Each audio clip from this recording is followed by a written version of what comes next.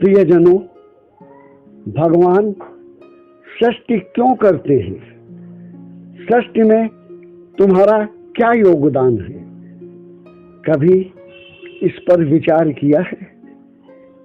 इस बिंदु पर, इस शीर्षक पर विचार करना सबके लिए परम आवश्यक है, क्योंकि मानवों का, अन्यथा किसी का भी, चाहे कोई जीव हो, सबका कल्याण इसमें निहित है, छिपा हुआ है।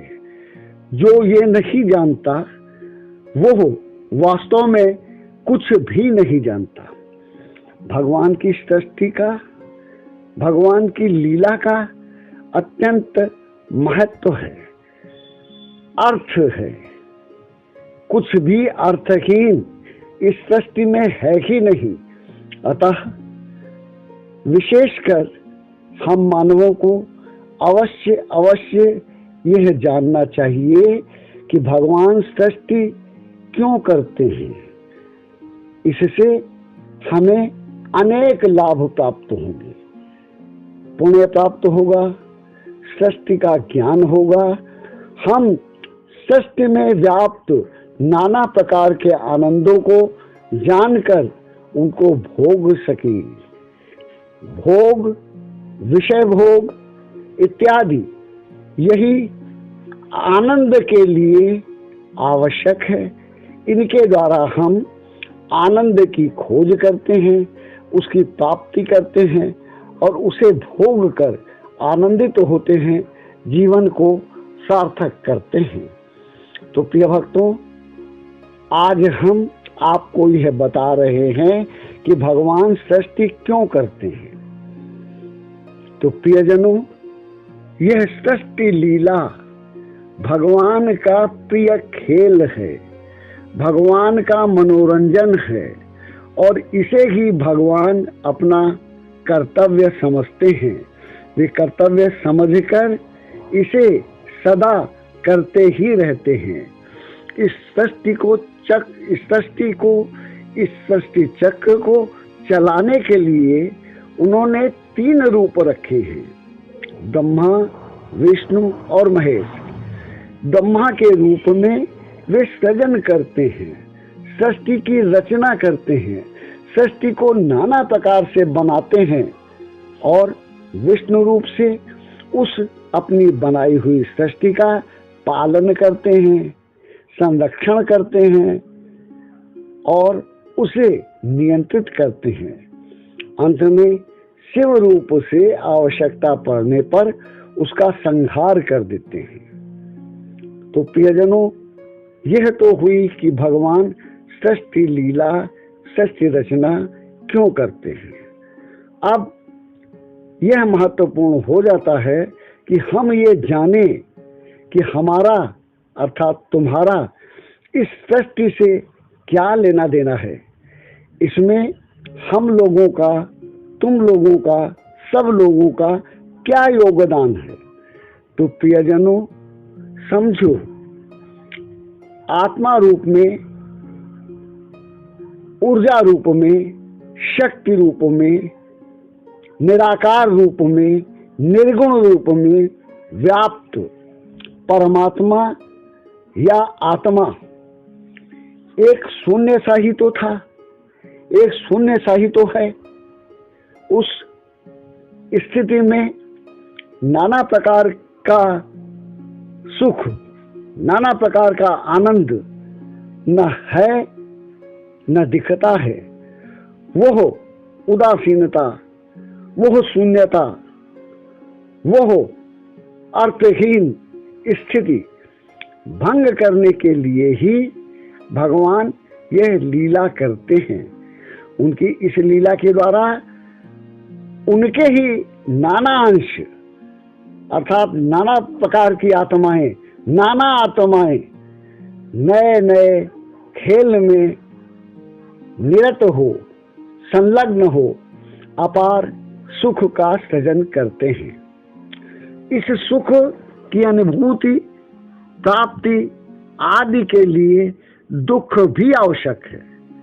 जैसे दिन के महत्व के लिए रात्रि का होना। संसार द्वंद्वात्मक है, और अर्थात द्वंद्व अर्थात इसी से चलता है।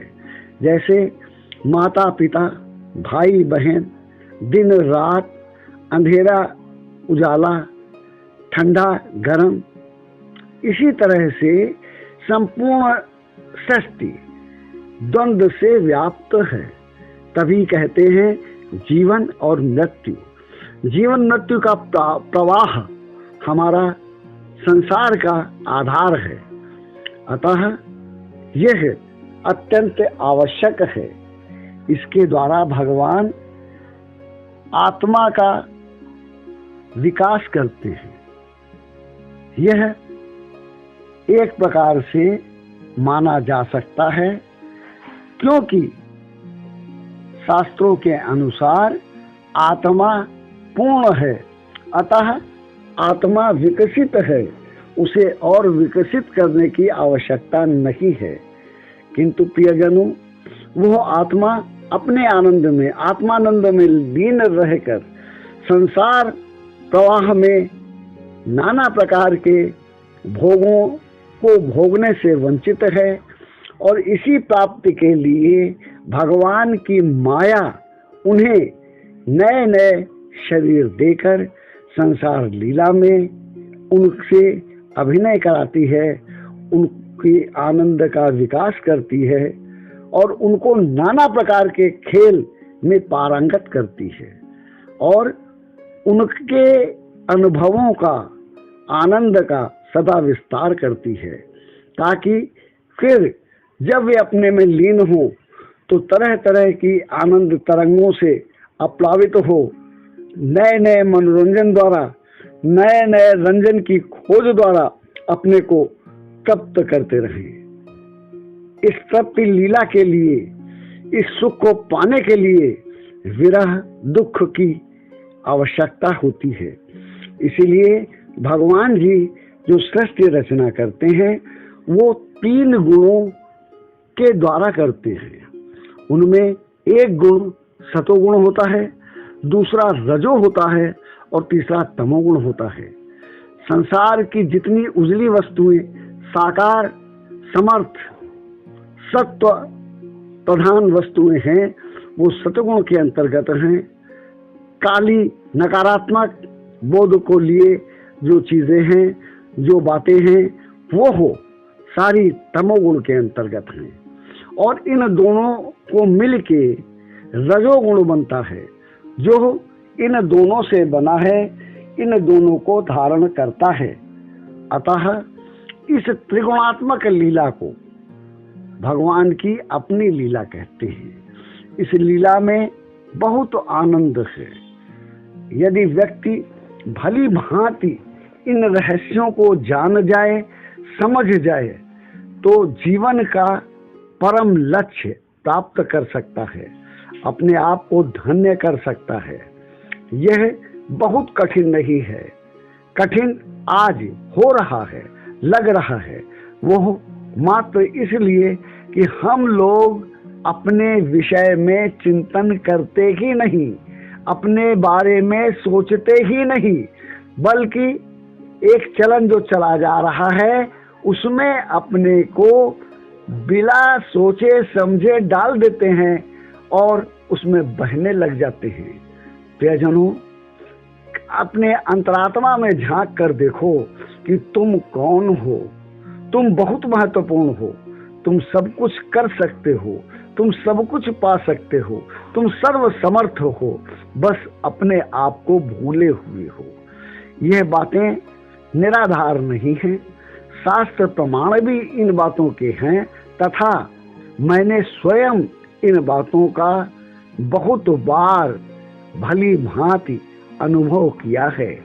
और संसार में अनेकानेक व्यक्ति हो चुके हैं और होंगे जो इस बात का प्रत्यक्ष अनुभव करते हैं।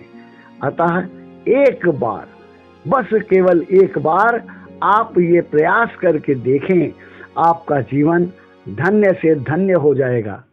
अब आज की कथा को हम माँ पद्मा एवं माँ रमा के साथ भगवान श्री कल्कि को नमस्कार कर समाप्त करते हैं, पूर्ण करते हैं अथवा विश्राम देते हैं। धन्यवाद।